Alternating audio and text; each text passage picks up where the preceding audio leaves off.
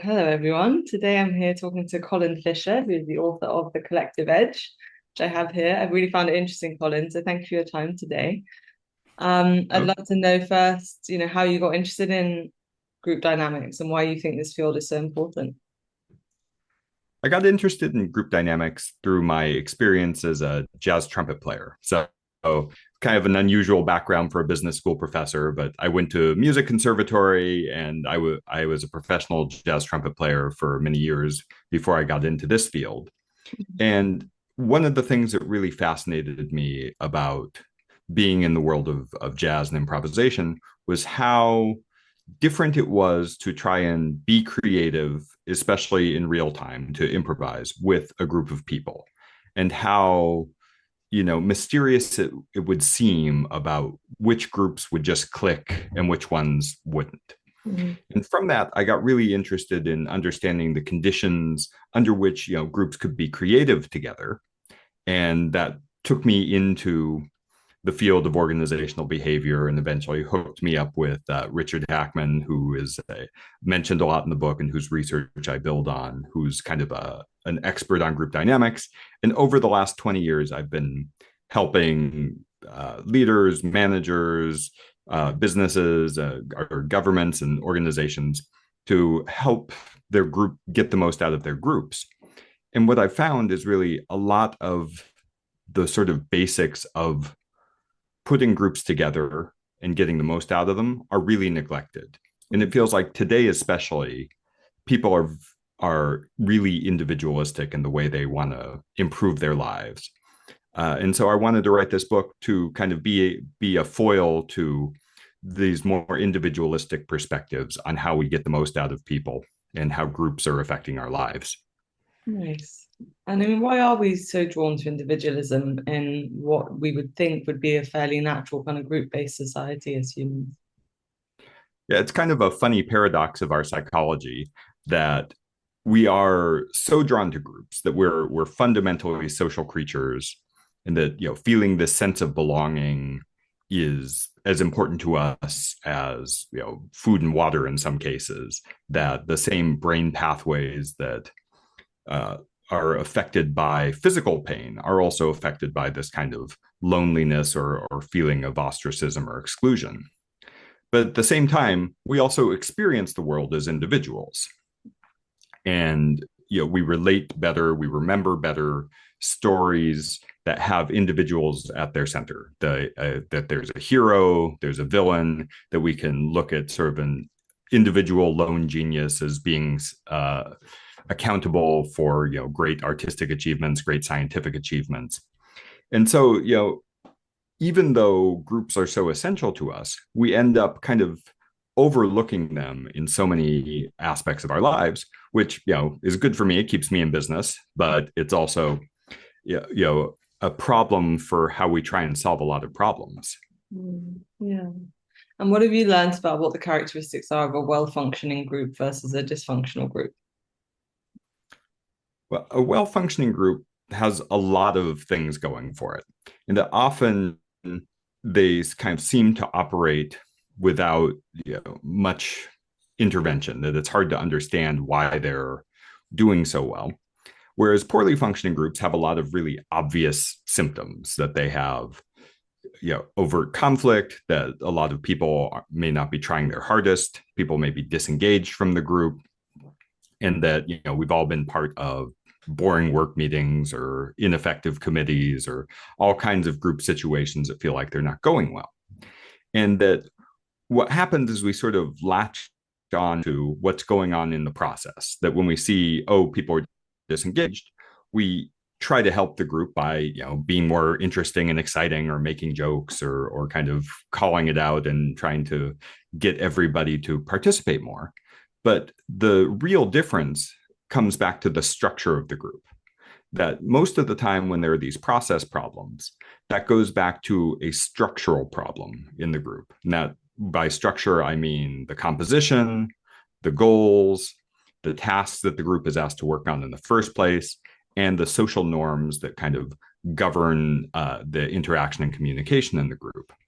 And so we sort of wrongly attribute the symptoms as the thing we're trying to solve rather than actually going back to the cause, which tends to be these structural characteristics of groups. Right. Right. And then, I mean, historically, we've seen that, there can be well-functioning groups that might serve horrible intent and vice versa, dysfunctional groups that actually, might have seemingly aspirational and positive goals. I mean, how do we kind of wrap our heads around that? So yeah, the groups, when I say group effectiveness, I mean that the group is achieving the aims for which it was composed, and members are generally satisfied with their membership in it. Now, it may be true that we have seen a lot of seemingly effective groups that may be achieving ends that we don't agree with, but almost nobody thinks of themselves as working really hard towards an evil end. That from everybody's point of view inside those groups, they may think of themselves as doing really good things, and that a lot of this can happen because groups shape our perception of what's true and what's real, and that if a group especially is really insular, if it's not getting a lot of outside perspectives, if it's doesn't have a lot of diversity in the perspectives and information that it's getting in the first place, that there's a very natural process which we now call polarization when it gets really extreme, but it's a process that's going on all the time in all groups, where we gradually adjust our sense of what's normal and that at the extreme of what's true based on looking around us and saying, what do people who I see as part of my tribe think and do? And then we often subconsciously adjust our own perspective to be more in line with those we identify with. And over time, there's a process where we actually prefer slightly more extreme views than our own, and that people with slightly more extreme views tend to be a little bit louder, they tend to speak more, and that we sort of wrongly look at the people who are speaking more and think, oh, that's what's normal in this group. And so we start to move ever so slightly towards these extremes and end up with these groups that may be pursuing what to everybody else look like really bad, evil ends.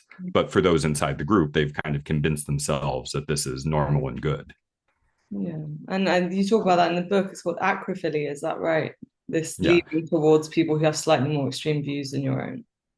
that's right. Like acrophily, the sort of love of the extreme, Right. where we're sort of pursuing, and that there's great evidence, some studies that were done on social media where they would see which opinions would you like. So the researchers would know what your opinion was on an issue, and then they'd give you sort of choices of liking different posts, and that on average people of course like things more that they agree with, but that the things they like the most were those posts that were just a little bit more extreme than their own position.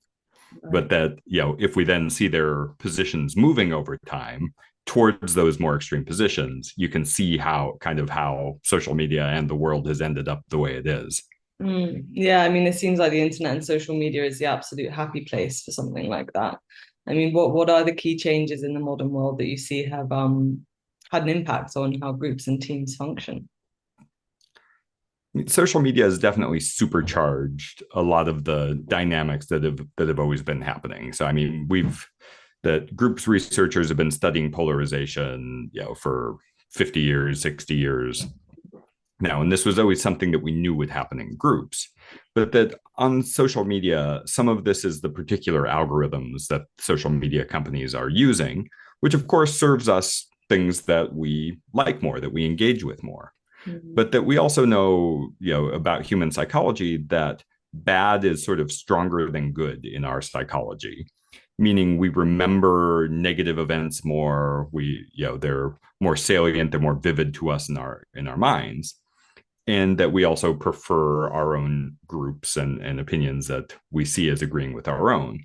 And these two things kind of combine to mean the thing that we pay the most attention to is hatred of outgroups. So negative sentiment about those we don't see as our own group because this sort of preference for the negative in the brain, we can't direct that at our own group, because if we did, our own group wouldn't like us very much. So we tend to direct that at out groups. And then that means we get served more and more of this kind of negative sentiment towards out groups. And over time, that concentrates in this process of polarization. So if, we'd have to have an algorithm that's kind of overcoming that to not have social media operate this way. And that's very difficult for everyone to implement, as we've seen. And also the companies aren't that motivated to do it. No, I can imagine. I mean, is it the case today? Do you think that we've actually genuinely become worse at being with people, getting on with people that we disagree with? So I think it's hard to say, but there's definitely evidence, especially in some countries, that it's getting harder. So there's a lot of this research done in my native country of the United States, where we do see uh, differences in our trust in different kinds of institutions. So it used to be everybody would distrust kind of openly partisan media outlets. People would distrust anything with an openly political agenda, but that everybody kind of trusted the big media, the journalists who were seen as impartial. That's now changed in the United States, where there's a clear partisan split in trust in what counts as a valid information source. We actually, at least the last time I saw research on this, we have not seen the same thing here in the UK, that the trust in media still seems to be, at relatively normal levels historic relative to history, so that we're not seeing this very, very clear split in what counts as valid truth. Now, research is always going to lag behind the current moment a little bit. So, if we're seeing things that have changed in the last few months, in the last year or two, that's not going to show up in these data quite yet. So it may be that we're heading the same way, and the US is kind of a leading indicator for the world, or it could still be that there's something unique going on in the US where we're seeing this kind of increasingly polarized idea.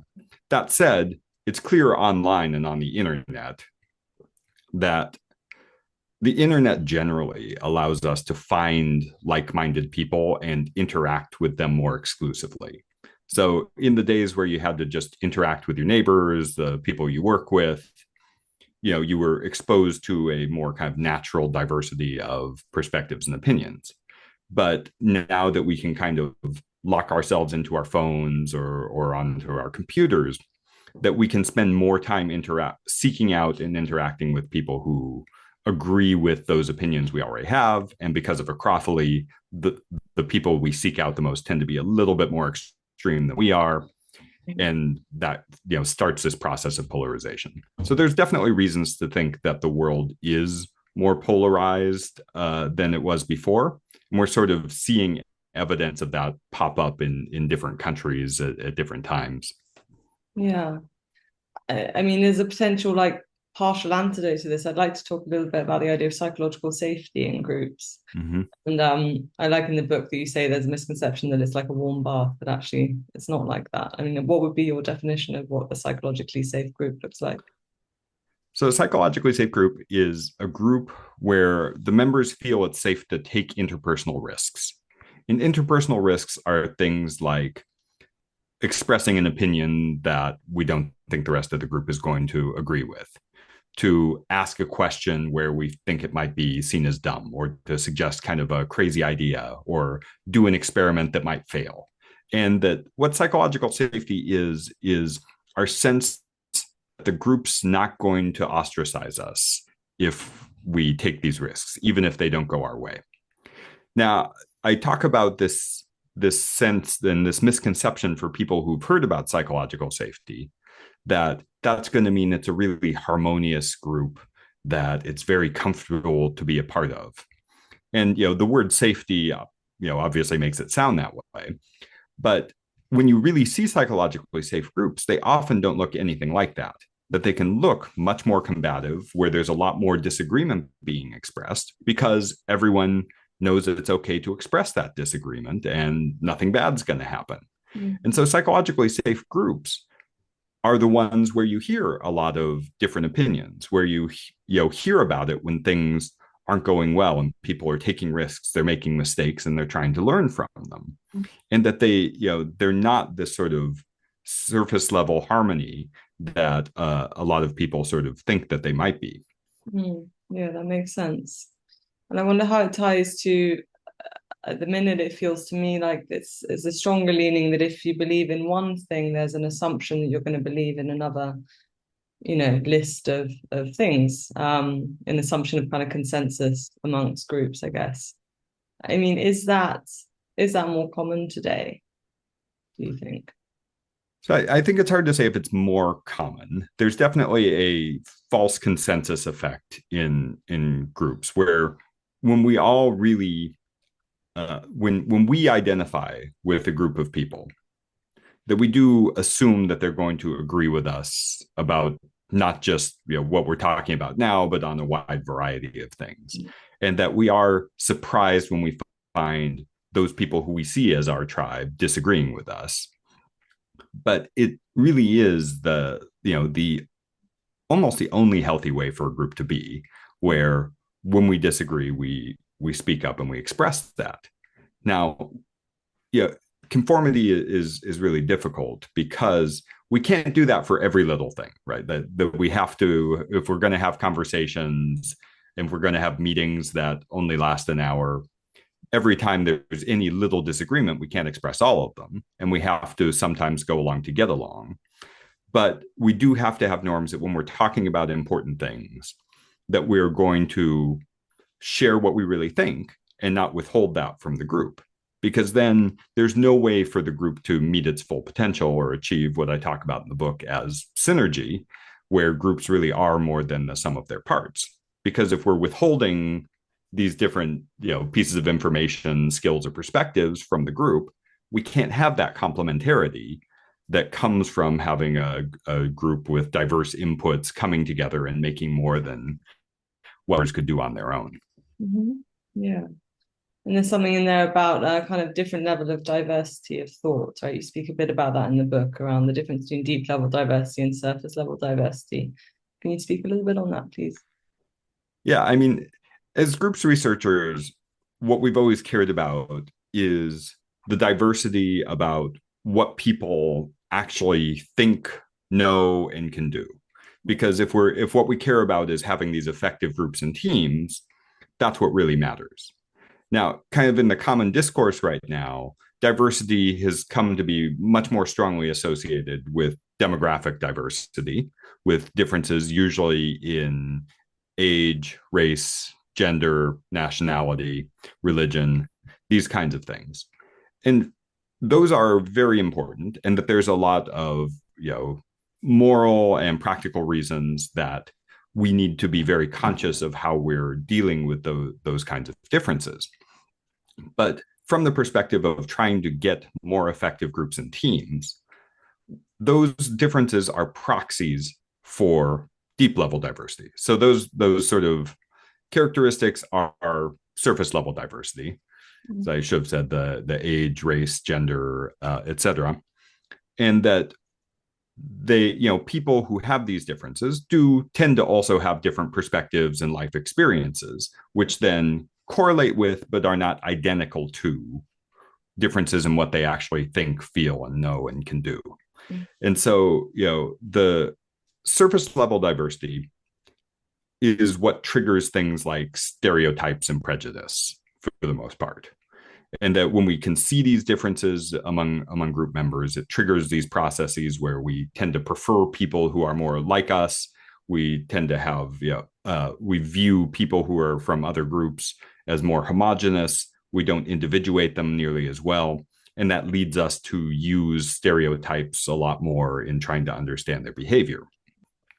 But groups, especially small groups, are hopefully a vehicle to get over this. So if we imagine we have a really psychologically safe group where we're talking about a difficult issue and each member is sharing their perspective, we're going to learn what that person actually thinks about this, what information they know, what their experience has been.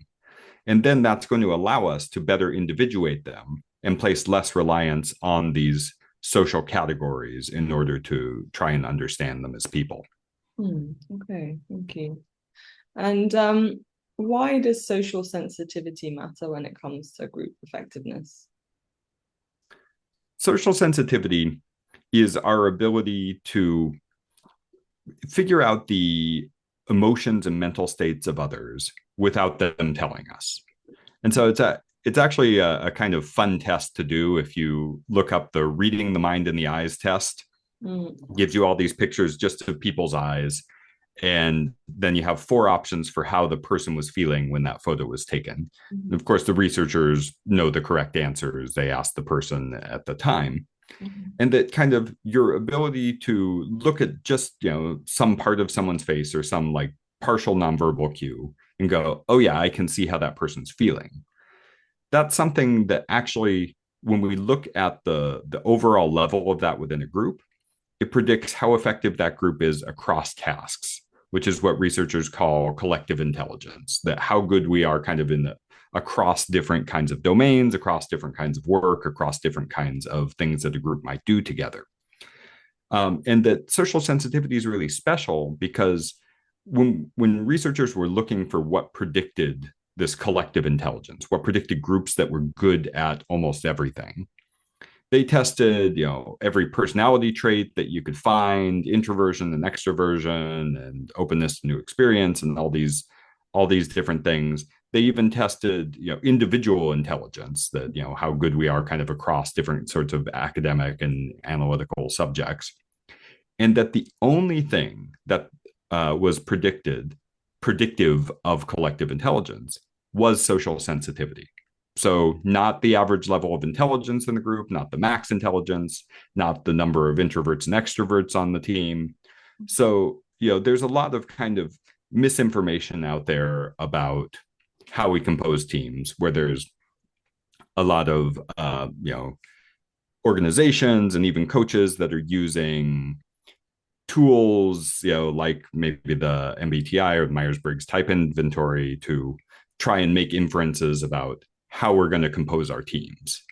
The research on that is quite dubious. That there's really the only thing that we found is that's predictive across a wide variety of tasks is social sensitivity. Now, that being said, I don't think everyone should start testing social sensitivity in order to compose every group that they're on. It's still, that's assuming that we have the knowledge and skills needed to do the task. It's assuming that we have kind of a moderate level of diversity in the knowledge, skills, information, perspectives of the members of the group. And it's also something that you can compensate for if you don't have. So I think when people hear this research about social sensitivity, if you don't feel like you're really that socially sensitive, it might feel a little bit concerning. It's like, oh no, am I going to be a good group member? But luckily, it's really easy to kind of substitute for this. If you feel like you don't know what other people are thinking and feeling, you should ask. You can ask questions and find out how they're thinking and feeling. And that has a lot of other benefits in the group, where it can promote this culture of psychological safety. It can promote norms where it's okay to ask each other questions about what we're thinking and feeling. And that's just as good as having a bunch of people who kind of are intuitively skilled at figuring out what others are thinking and feeling. So if you don't feel like you're very socially sensitive, don't worry. You can do something just as good for your group that's going to, again, have these same effects, where knowing how energized other members are, knowing what they're interested in, knowing if they're struggling or if they're really excited and motivated.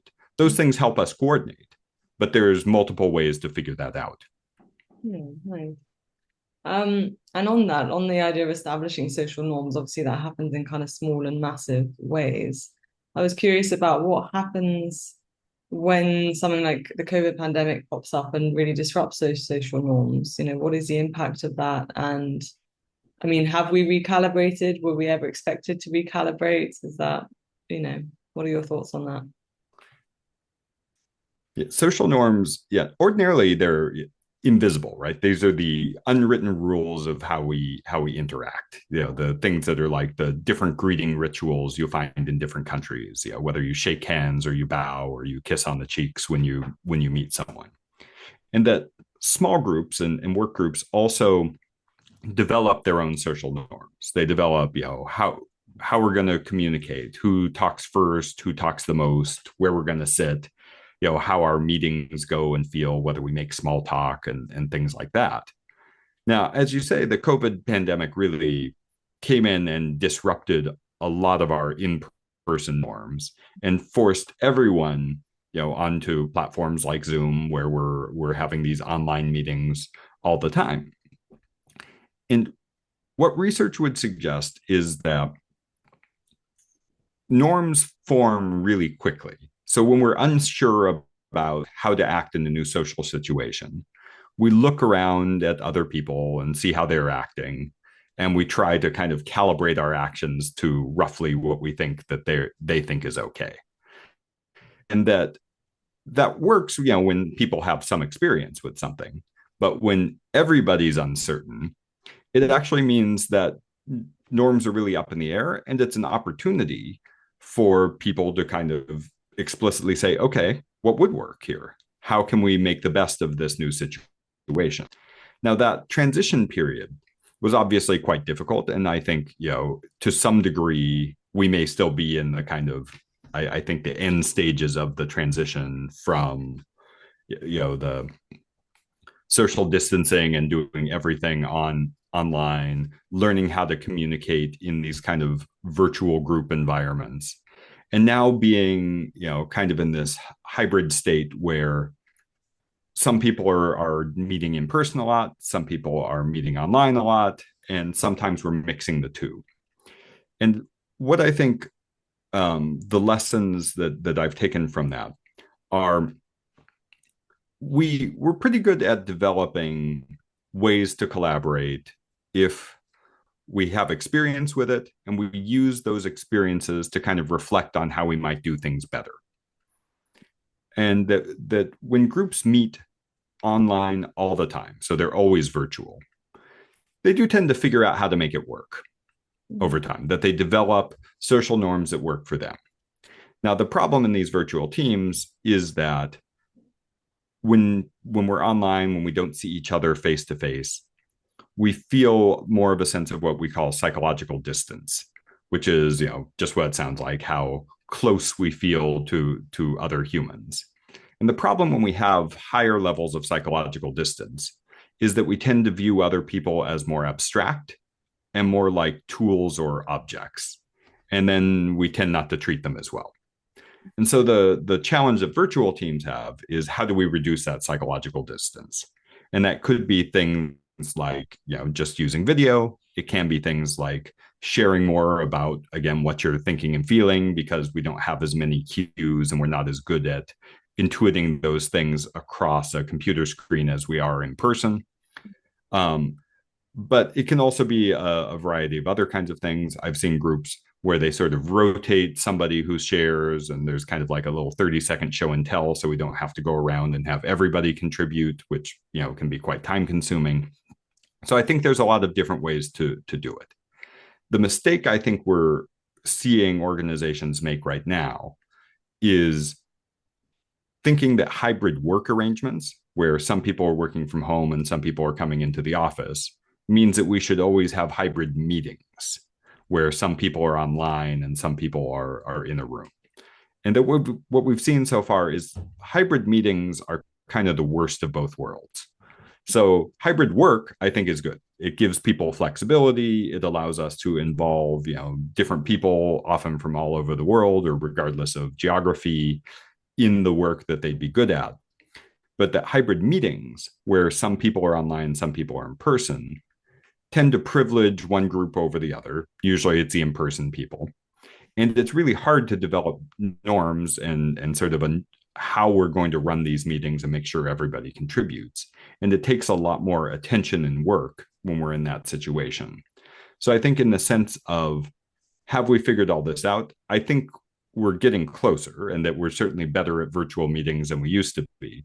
but that we're still making this mistake of trying to do too much hybrid meeting, Mm. and that usually if we have to do some virtual meeting, I would say even if we're all in the office together, let's all get on a computer and level the playing field so we're in one space and we're talking to each other in that way.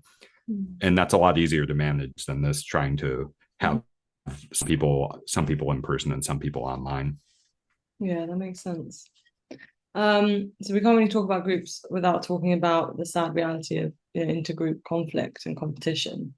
And there's so many things that we could look at there. But I was curious about the development of AI and your thoughts on that, and the obvious, competitive race that's happening and the development of it. The idea that even if we wanted to stop, doesn't mean that they would stop, so therefore we can't. It's that kind of idea. Um, what and I guess I was curious about it in the sense of what you talk about in the books. I think they're called superordinate goals. So Mm-hmm. there's this potential that AI could become threatening to everyone. Mm-hmm. So what do you see happening with that? So I think it's very difficult where we do have these technological races where we have organizations, and especially for-profit businesses, who are doing things that may pose some ethical threats to society writ large.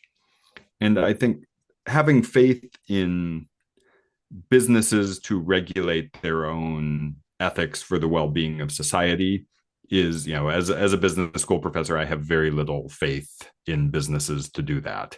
That really, that's got to be the role of government to put ethical guidelines around what's going to be helpful for society and what's not. So if we continue to see a race that's completely unregulated, the likelihood that we're going to see some problems emerge from that are quite high. I would say I'm not as this is not my expertise, but I'm not super worried about the imminent threat of the kind of gen AI that is like it is from sci-fi movies where it's sort of taking over humanity.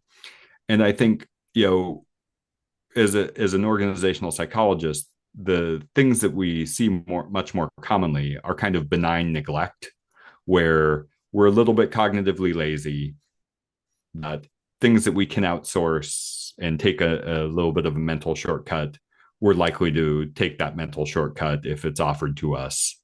And so there may be some times where we start outsourcing important decisions that AI is not quite ready to make, whether those are medical decisions, whether those are safety decisions in larger organizations, that I think those are more likely to be the kind of first level problems that we start to see from it.